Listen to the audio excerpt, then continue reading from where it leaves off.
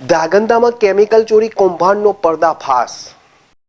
સુરેન્દ્રનગરના ધાંગધ્રા બાયપાસ પર આવેલ રામાપીર મંદિર પાસે ગેરકાયદેસર રીતે કેમિકલ ચોરીનો કૌભાંડનો પર્દાફાશ થયો છે।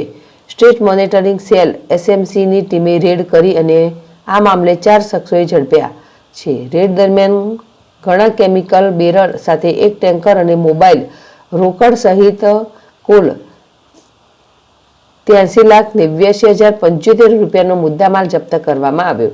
SMC ટીમે ઘટનાને લઈને 4 આરોપીઓને સાથે સાથે અન્ય 5 વ્યક્તિઓ સામે ધાંગધ્રા પોલીસ મથકે ફરિયાદ નોંધાવી છે।